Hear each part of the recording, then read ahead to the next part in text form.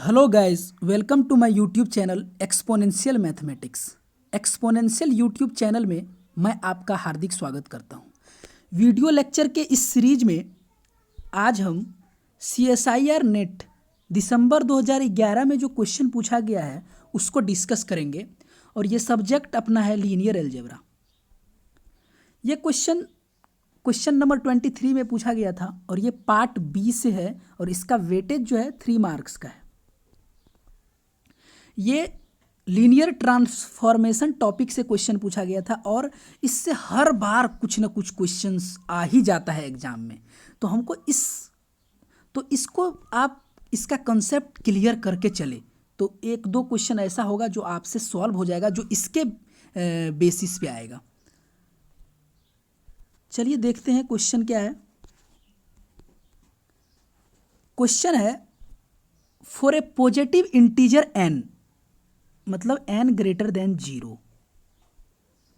Late Pn, ये है capital Pn, denote the space of all polynomial Px, small px, मतलब polynomial को ये स्मॉल px से डिनोट किया है और कैपिटल Pn जो है वो क्या है, दैट इज द सेट और space of all the polynomial.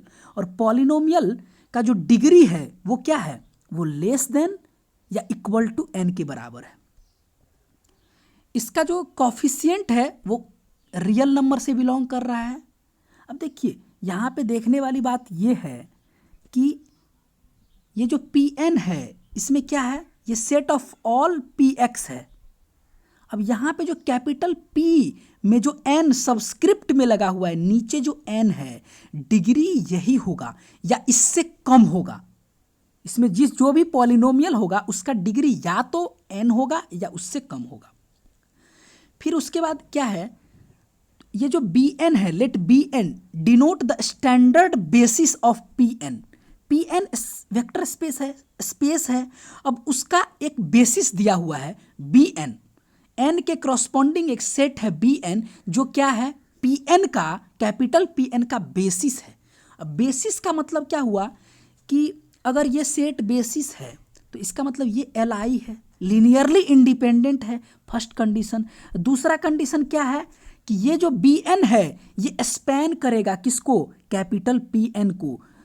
Capital Pn का बेसिस है, इसका मतलब ये इसको स्पैन करेगा। अब स्पैन करने का मतलब क्या होता है, स्पैन करने का मतलब ये हुआ कि Pn को वो जेनरेट करेगा, मतलब इस एलिमेंट से आप, बेसिस में जो एलिमेंट है उससे Pn किस हर एक एलिमेंट को आप जेनरेट कर सकते हैं। दैट इज, उसका मतलब ये हुआ कि Pn के ईच एलिमेंट को हम as a linear combination of ये इसके बेसिस के एलिमेंट के रूप में लिख सकते हैं। फॉर एग्जाम्पल, अगर Px में मान लीजिए एक y एलिमेंट है तो हम y को कैसे लिखेंगे, ax plus b x square plus C1 plus d x cube, मान लीजिए 3 डिग्री का अगर है तो इस तरह से इसको लीनियर कॉम्बिनेशन को के फॉर्म में लिख सकते हैं। अब देखिए यहाँ पे क्या दिया हुआ, एक लीनियर ट्रांसफॉर्मेशन डिफाइन किया हुआ है, कहाँ से कहाँ तक, P3 से लेके P4 पे किया हुआ है। तो अब आप देखिए, अगर P3 है इसका मतलब P3 में जो पॉलिनोमियल होगा उसका डिग्री या तो 3 होगा या उससे कम होगा। P4 में क्या होगा, जो P4 में पॉलिनोमियल है उसका डिग्री या तो 4 होगा या उससे कम होगा। तो यहाँ पे एक लीनियर ट्रांसफॉर्मेशन डिफाइन किया हुआ है, कहाँ से कहाँ तक, वो किया हुआ है P3 से P4। अब देखिए वो डिफाइन कैसे किया हुआ है, तो चलिए देखते हैं नेक्स्ट पेज में। ये डिफाइन किया हुआ है T P of x is equal to x square P dash x plus integration 0 से लेकर टी तक पी टी डी टी, मतलब इस तरीके से टी पी एक्स डिफाइन किया हुआ है। एक चीज़ और यहाँ पे सोचने वाली बात है, जब मान लीजिए टी ऑफ P3 से P4 पे डिफाइन किया हुआ है तो P3 का जो बेसिस होगा, जो बेसिस है 1, x स्क्वायर, एक्स क्यूब, ये खुद एलिमेंट भी P3 का होगा और जो इसका बेसिस है वो खुद भी क्या होगा, इसका P4 का एलिमेंट होगा। तो देखिए जब हम T को जब हम ऑपरेट करेंगे किस पे, 1 पे, तो ये T(1) किसमें एलिमेंट चला जाएगा, ये किसमें बिलोंग करेगा, ये P4 का एलिमेंट हो जाएगा। उसी तरह जब हम T को X पे ऑपरेट करेंगे तो ये भी P4 का एलिमेंट होगा। मतलब जो भी जिस पे भी T को ऑपरेट करेंगे बेसिस एलिमेंट जो है उस पे वो कहाँ का किसका एलिमेंट होगा, वो P4 का एलिमेंट होगा। जैसे ही P4 का एलिमेंट होगा, अब देखिए P4 का एलिमेंट जैसे ही ये होगा, मान लेते हैं टी भी है, तो क्या करेंगे, टी भी को जो P4 का बेसिस है वो इसको जेनरेट करेगा। इसका मतलब ये हुआ टी भी को हम लिख सकते हैं as a linear combination of basis 1 plus x b into x plus dot dot dot c into x4, ऐसे हम लिख सकते हैं। तो चलिए वही देखते हैं आगे। अब ऑप्शंस दिया हुआ है, उसके बाद नेक्स्ट देखते हैं सॉल्यूशन। देखिए सबसे पहले हम रिजल्ट देखेंगे, रिजल्ट क्या है। इस क्वेश्चन को सॉल्व करने से पहले हमको रिजल्ट को अच्छे से ध्यान देना पड़ेगा, ऑब्जर्व करना पड़ेगा, विजुअलाइज करना पड़ेगा कि ये बोल क्या रहा है। वैसे हम जो बोले हैं अभी उसी चीज़ को यहाँ पे मेंशन किए हैं।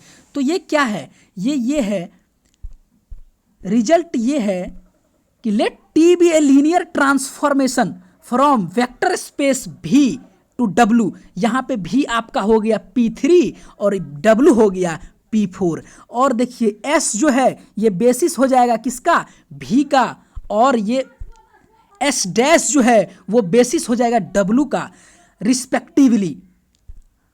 अब let TV1 TV2 comma dot dot dot TVM जो है ये किसका एलिमेंट होगा, ये W का एलिमेंट हो जाएगा।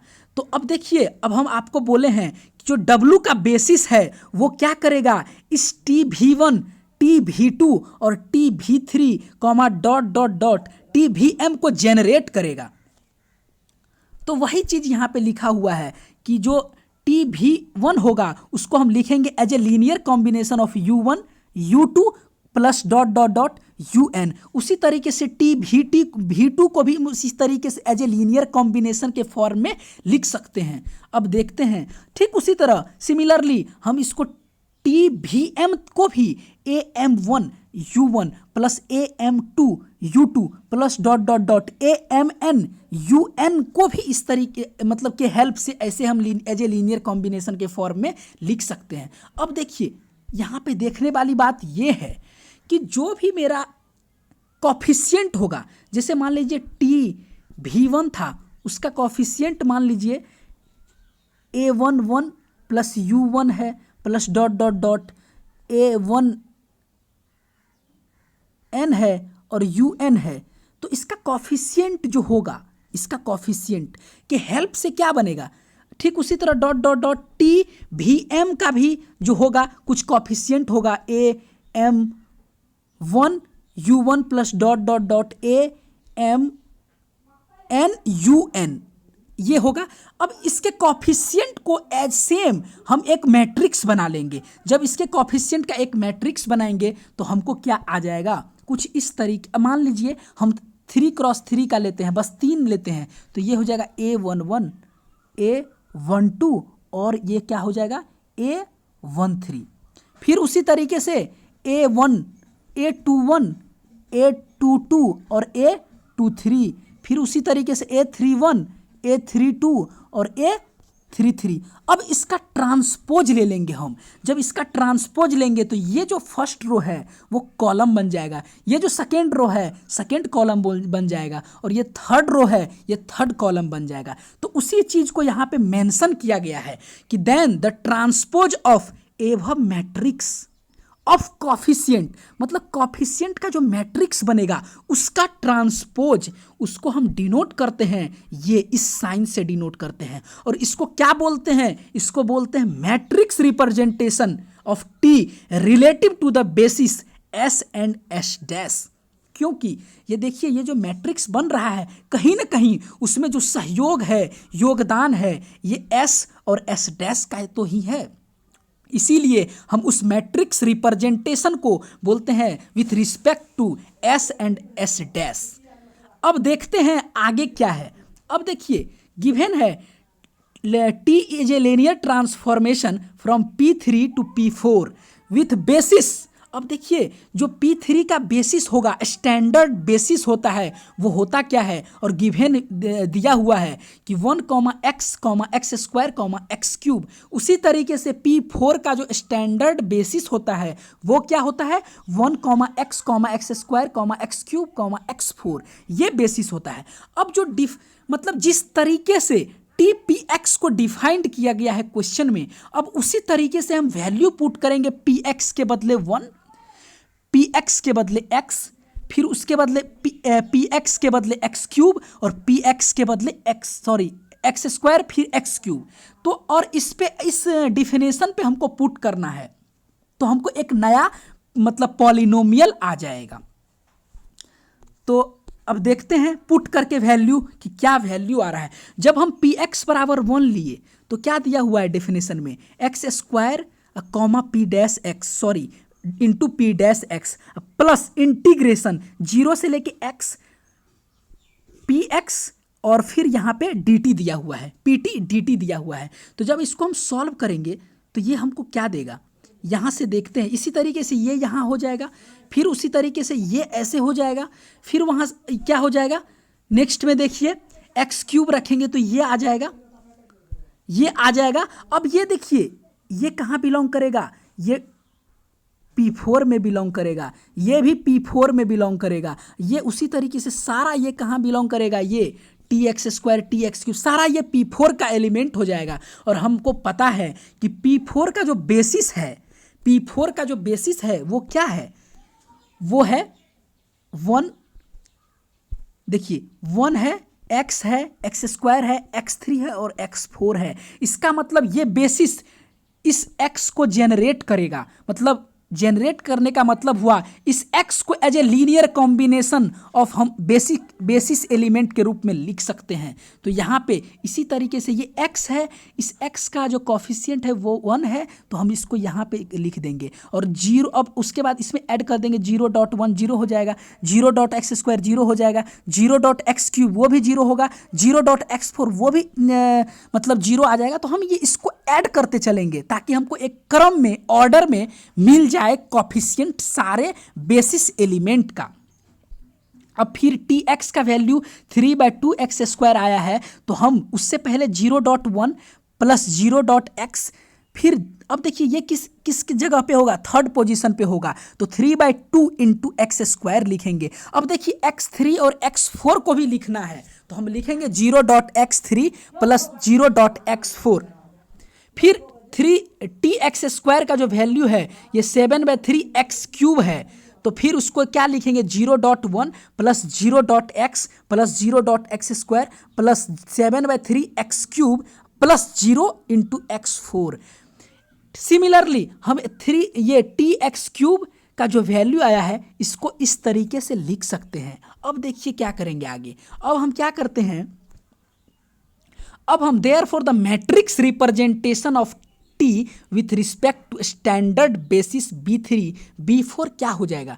अब इसको देखिए, हम जो कॉफिशिएंट है उसको पहले, अब डायरेक्ट यहाँ से हम क्या करेंगे, ये कॉफिशिएंट जो आ रहा है, ये कॉफिशिएंट ये है, ये है, ये है, ये है और ये है, इस डायरेक्ट इस कॉफिशिएंट को कॉलम में लिख देंगे। तो देखिए यहाँ पे ऐसे हो जाएगा।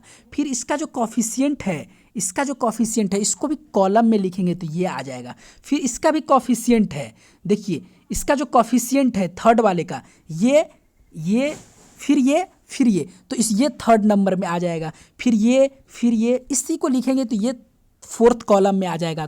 तो हमको एक मैट्रिक्स हम ऑब्टेंड कर लिए। अब इसमें हमको ये पता लगाना है कि जो A32 मतलब क्या हुआ, थर्ड रो ये हुआ और सेकेंड कॉलम में क्या एंट्री जा रहा है। फिर उसी तरीके से जो अपना मतलब third row and third column में क्या आ रहा है, यही तो क्वेश्चन में पूछा है कि A32 और A33 का वैल्यू क्या है, उस पोजीशन पे एंट्रीज क्या है। तो अपना जो एंट्री है ये 3/2 है और एक 0 है। तो जो वैल्यू हो जाएगा वो क्या आएगा, फाइनली हमको मिल जाएगा ये वैल्यू मिल जाएगा। तो मेरा ऑप्शंस कौन सा ट्रू हो जाएगा, यहाँ से हमको ऑप्शन ट्रू मेरा sorry option two true answer हो जाएगा। तो चलिए देखते हैं कि क्या ऑप्शन टू में वो है। तो यहाँ से देखते हैं ऑप्शन टू में क्या है। ऑप्शन टू में देखिए, ऑप्शन टू में A32 जो है वो 3/2 है और A33 जो है वो 0 है। इसका मतलब ऑप्शन 1 रॉन्ग हो जाएगा, ऑप्शन 3 भी रॉन्ग हो जाएगा, ऑप्शन 4 भी रॉन्ग हो जाएगा। राइट आंसर सेकेंड ऑप्शन हो जाएगा। तो देखिए क्वेश्चन को सॉल्व करने से पहले आपको ध्यान में रखना होगा रिजल्ट। इस रिजल्ट पे हम लोग 3 से 4 5 क्वेश्चन कर मतलब 3 से 4 क्वेश्चन किए हैं। आप खुद भी प्रैक्टिस करिए और बने रहिए। इसी के साथ दैट्स ऑल, थैंक यू। और please subscribe, share and like, maximum लोगों के साथ शेयर करिए ताकि अगर एक भी स्टूडेंट को बेनिफिट हो जाएगा तो हमको लगेगा कि जो कर रहे हैं वो वर्थ इट है, यूजफुल है। तो इसी के साथ ख़त्म करते हैं। That's all, thank you. जय हिंद, जय भारत। बने रहिए, स्टे ट्यून्ड और मैक्सिमम लोगों के साथ शेयर करिए। जय हिंद, जय भारत।